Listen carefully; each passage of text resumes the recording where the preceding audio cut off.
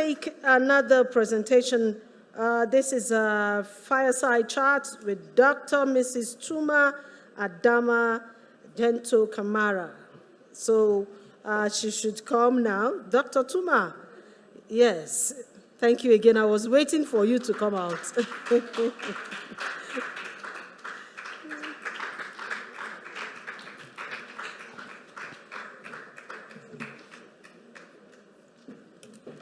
Yes, welcome. Good afternoon. I know some of us are a bit tired after having such a sumptuous lunch. The story about the father raping his own daughter. To some people, it's shocking. But as a lawyer, I get to see that most of the time. It's unfortunate, but it happens. So I'll have that at the back of my mind, knowing that it happens. How do we stop it? I've decided to do something different this afternoon. Most of us have come, we've spoken. I have a message, and I've decided to do it through a speech. And afterwards, I can take questions. It's just a message that I want to put across. So, I'll start.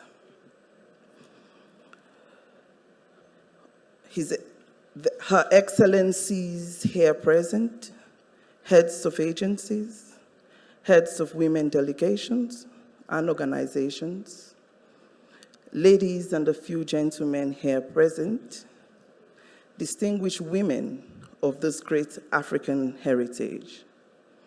I bring you greetings from a beautiful country on the west coast of Africa, a country known for its historical role in the settlement of free slaves, a land known as the cradle of freedom, and where some over 300 years ago, a Portuguese sailor in the name of Pedro the Central described as the Lion Mountain. This land is known today as Sierra Leone.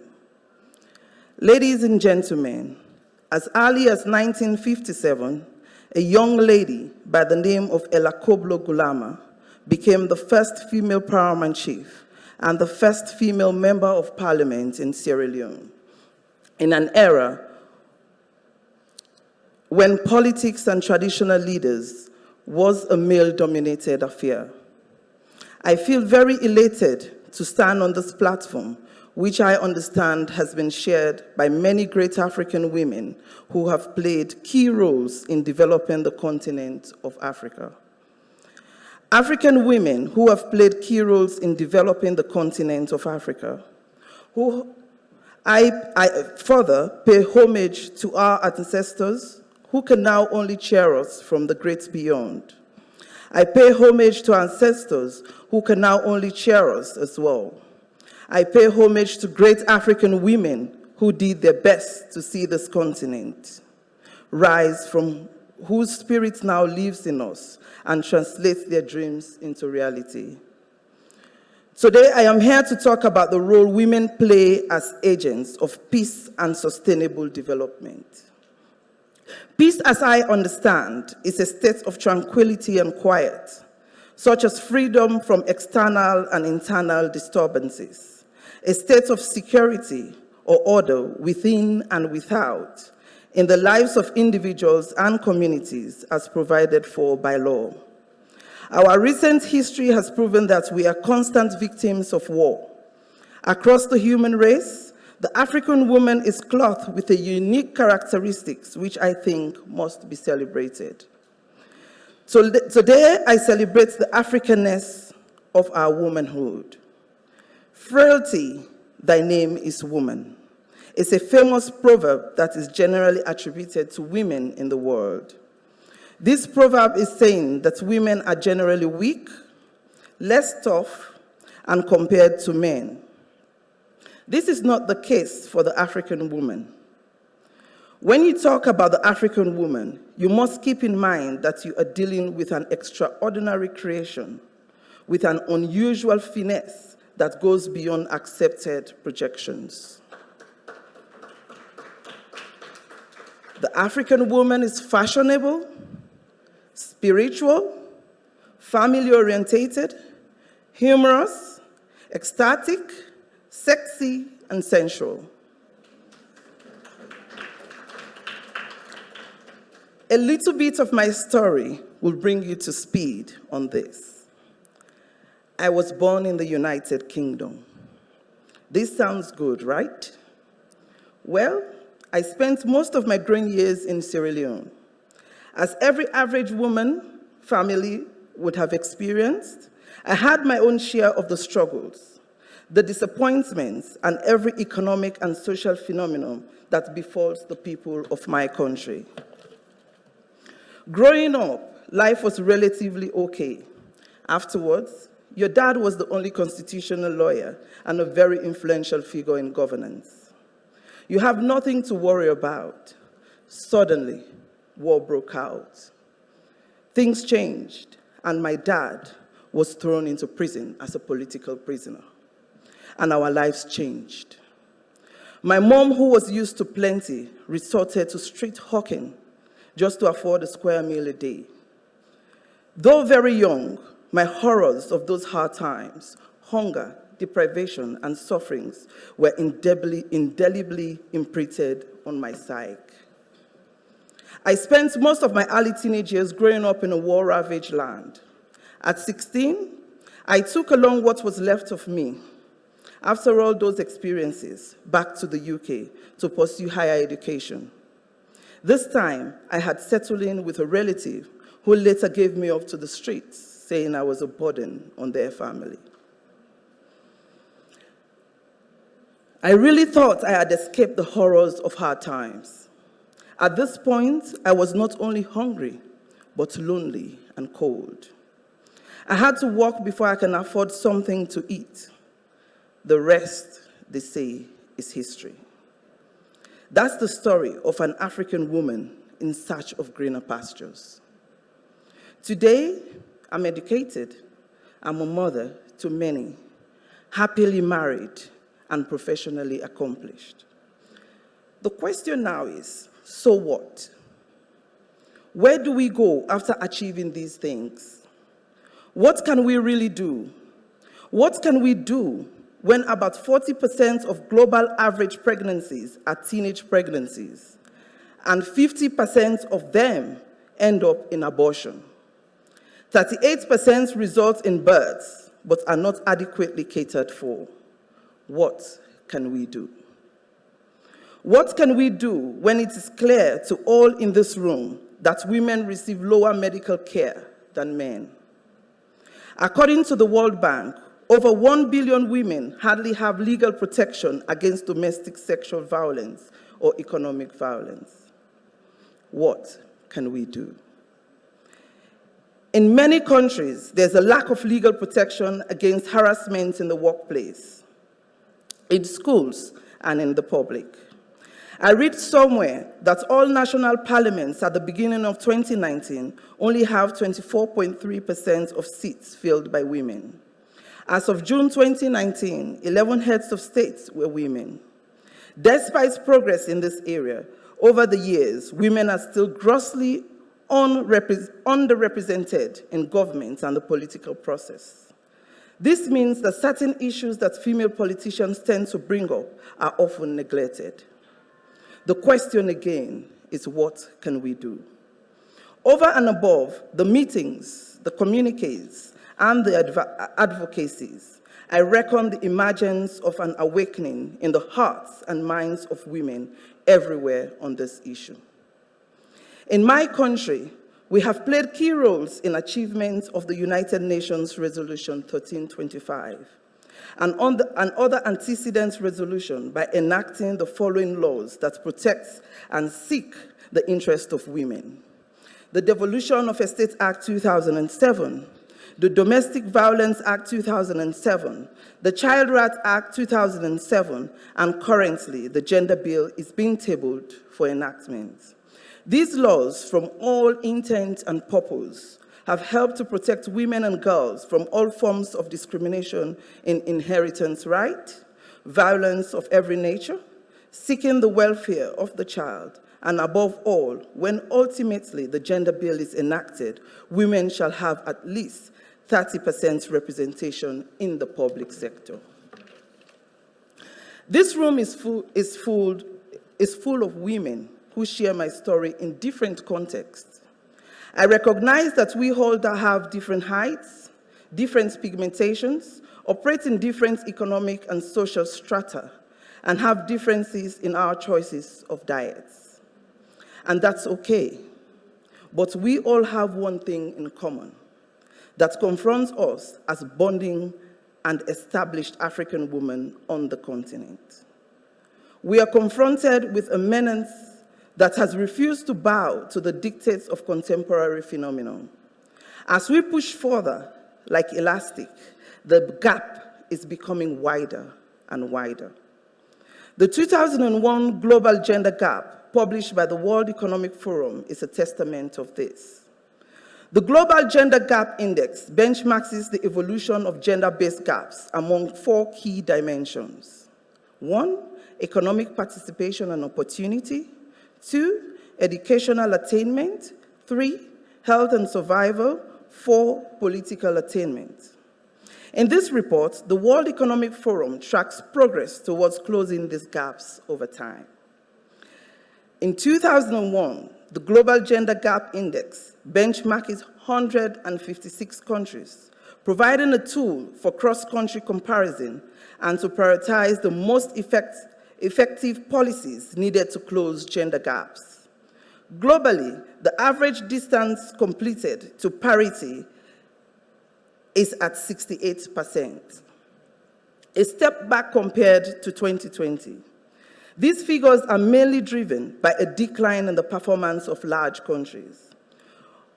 On its current trajectory, it will now take 156.6 years to close the gender gap worldwide. This is huge. According to the report, the gender gap political empowerment remains the largest, within only 22% close to date. And at the current rate of progress, the World Economic Forum estimates that it will take 145 years to attain gender parity in politics, 267 years to close the gap on economic participation and opportunity, and 14 years to close the gap on educational attainment and health and survival.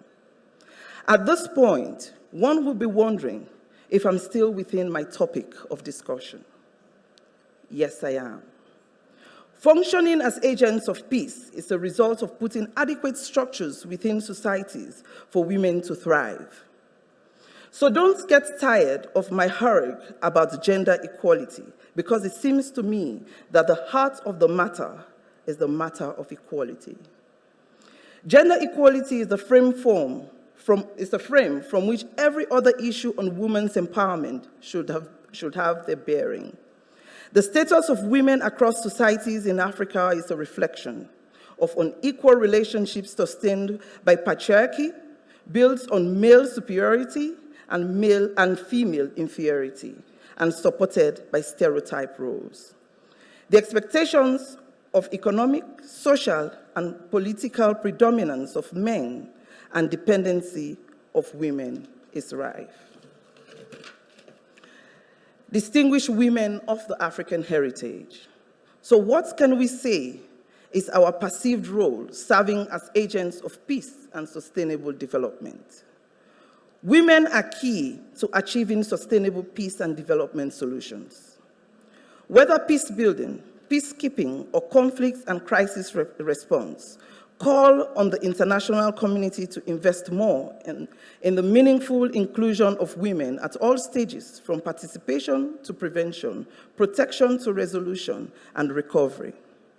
Evidence shows that women's involvement in peace negotiations contributes to the quality and durability of peace agreements, as well as a higher number of provisions aimed at political reforms and higher implementation rates. Women and their empowerment are crucial to advancing the culture of peace in all its sectors: education, sustainable economic and social development, human rights and equality, democratic participation, advocacy based on true knowledge, but also wisdom, tolerance and understanding at all levels, in the family, community, country, region, and globally. As the United Nations Security Council Resolution 1325 and other women peace and security resolutions affirm, women must not only be protected from war and violence unleashed thereby, but they must be seen as agents of conflict prevention, of peacekeeping, and of reconciliers in peace building in post-conflict.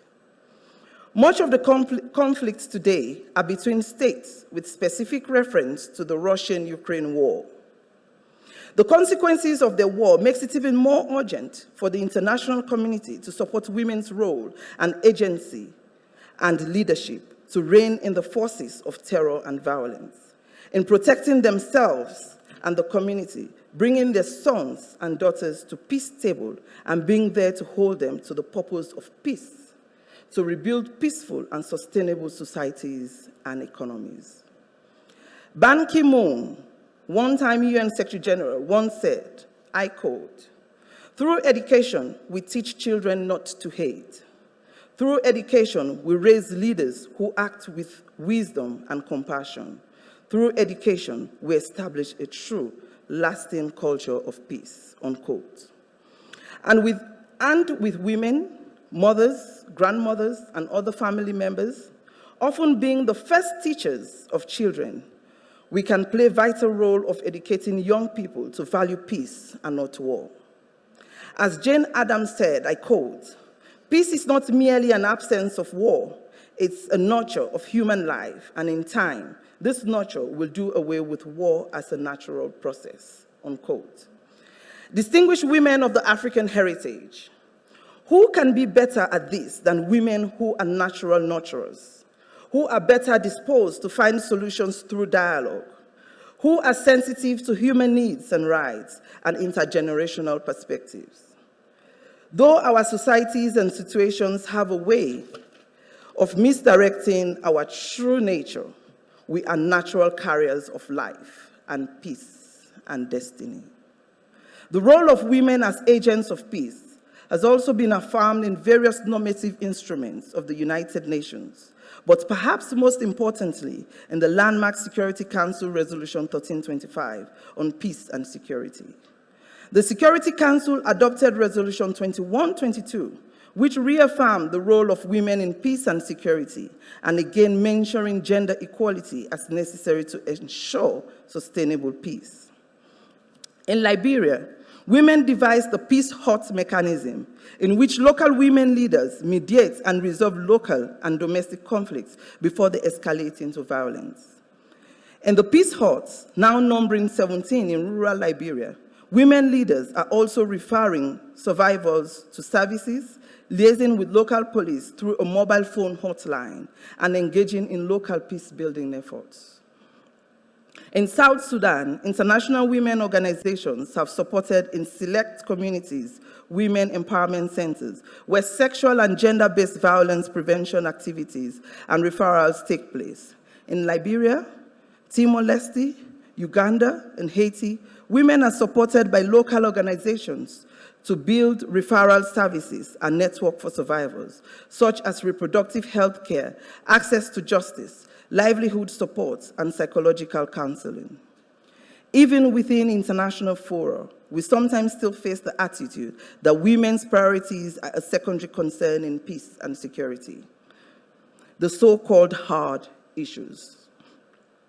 This attitude deprives women of their right to participate and goes against the spirit of not only the Security Council Resolution 1325 and 2122, but the UN Charter itself. This attitude also means that women's contribution to peacekeeping and peace building are undermined and underutilized. However, we must continue to break the stereotypes and beliefs that undermine the role of women in peace and security. We must focus on improving the access to education of girls and all young people, providing a secure environment for them to learn. breaking down gender stereotypes in school curricula and teacher training programs, advancing understanding, tolerance, and solidarity, and ultimately spreading a culture of gender equality, which will lead to a culture of peace. Governments will come together to agree on a vision for the future. Gender equality is crucial to the success of their future agenda. There can be no human rights, peace, or sustainable development without gender equality and the realization of women and girls' rights. We need to put policies into practice. Distinguished women of the African heritage. It was Eleanor Roosevelt, another great female peacekeeper, who once said, and I quote, "For it isn't enough to talk about peace, one must believe in it. And it isn't enough to believe in it, one must work at it," unquote.